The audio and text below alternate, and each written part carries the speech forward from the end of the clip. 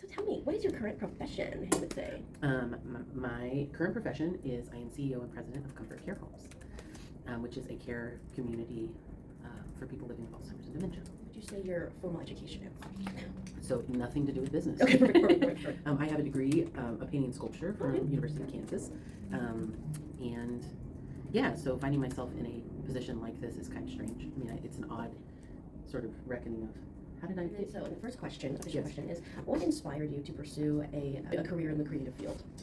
Well, I think I do feel like I have two careers. Like I feel like I have an art practice and I have the career that I'm doing as business.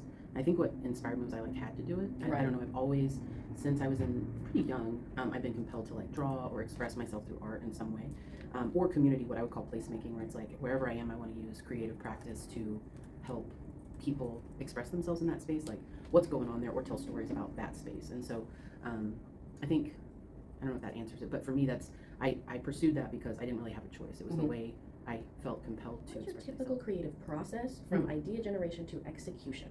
So this is I think this is sort of interesting because just recently I've been thinking a lot more about this, is that I don't have what I would consider standard practice where, okay, so I went to art school and like you came up with an idea and then you a month later had a show and a critique and da-da-da-da, right? Which I love. Yeah. And I have found I actually work a lot slower, and it used to really make me feel insecure, like I wasn't a good artist because I didn't put up shows every month, and like I wasn't going to be at every Final Friday, and I wasn't going to, my projects take a really long time. So my creative practice generally is quite slow compared to. How do you overcome creative blocks or challenges in your work? So I had a professor in college and that I've always referred back to. He used to say, if you think you know something, wander around a little bit. And I used to be confused when he would say that, like, what the hell does that mean? What am I supposed to do? And then the more I thought through that and practiced that, what he meant was like, go off topic. So I go and wander around and try to find other information. I kind of like throw a really wide net, but that was what he was teaching me. It was like, if I get stuck, sometimes I'll go to the library and I'll get 30 books, just random everywhere. I'll just grab a bunch of books. I won't even think what they say. And I'll just look at them. And then, or I'll go on a walk and I'll look at stuff, or I'll like randomly put in, songs about fruit. I don't know, but I try to like throw a big wide net and see what comes in. When I feel confused, like, I don't know what I'm doing, I just try to expand my focus. That makes sense. Are there specific individuals, books, or experiences that have influenced your creativity? Yeah, for sure. Your mom was one. Oh yeah. Yeah. My mom. She and I used to draw a lot together. I think, yeah, I mean, legitimately, like friends that I spent time with doing something that was completely not related to making a body of work, but just making work. Like, we would just go to coffee shops and draw.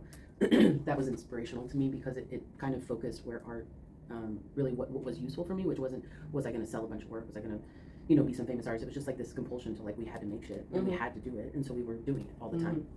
This guy, who's my professor, Richard Gillespie, he was just he was an artist, but he was also like kind of he was very rebellious to academia. He was like, who cares? He used to say, I hope I can curse in this or you can edit it out, but he would say, if you want to be an artist, shut the fuck up and be one. Just like, stop worrying about it and just start making stuff. And that always has stuck with me, that like, there aren't a lot of rules. Like, and I think also my dad was a big influence because he had what people would call a hobby, but he did it every day religiously. He played his guitar and he was never good at it. and he even would say, I don't think I'm very good at this. And he really wasn't. But he never stopped doing it. And I was like, all right, cool. So what role does experimentation play in your creative work? Oh, that's, for me, it's really a big part of it. I often have ideas that I have no idea how to do. Like this current piece, I was like, I want to have this bowl that makes sound when somebody does something. So it's taken me a long time to figure out I could do graphite and make a circuit that would turn on a spinning wheel to make the bowl do its thing. So I'm always experimenting with like things I absolutely don't know if that's possible. I think also, I mean, I'm really curious about materials. Like I love art materials.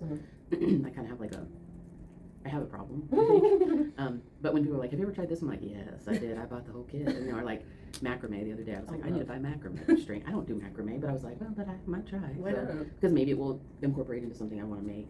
And I'm always thinking creatively in my workspace about what are things I know, like printmaking. I think because of that experimentation with art materials and making, I have a lot of courage, I guess, when it goes into like, how do I do that elsewhere? If that makes sense. Yeah, balance the need for creativity with the demands of a professional career. Get in a position of authority where you get to make decisions. I think I don't know if I'm a good follower. I have a hard time following. So I've always tried to carve out a space to lead where I'm at, and I think in doing that, it's given me the opportunity to be more to utilize my creativity more in Okay, those yeah. spaces, because nobody's saying, well, you can't do it. It's kind of like, well, what question if you here. did? Any Yes. tips for young college students or just young people in general wanting to incorporate creativity into their professional and personal One thing that I lives? often tell people about being in a business position, is that actually a business degree, I'm not sure, does what a creative background or like a liberal arts degree does, which is I have very little fear of a blank slate. Like if there's nothing there, being an artist means I get to put something there, right? Sure. So in business or in a creative, utilizing that creative practice and knowing that's actually quite an asset, it's not a deficit. And for a long time I thought, oh, I'm like the hippie tree hugger kind of tattooed, like people aren't going to take me seriously. Right. But it turns out that like I actually have something a lot of people don't bring to the table from a business perspective, which is a lot of courage to just be like, oh, we don't have a plan? All right, well, let's make one. Yeah. Or we don't know what we're doing? Well, let's figure it out, or whatever, right? So I would tell people, get your liberal arts degree and then do whatever you want with it, like, because it is the basis for being like a springboard for probably everything. So just be courageous and try to be also like open to being surprised by whatever you're working with. Like instead of being really rigid, be like, allow for surprises to happen. For sure.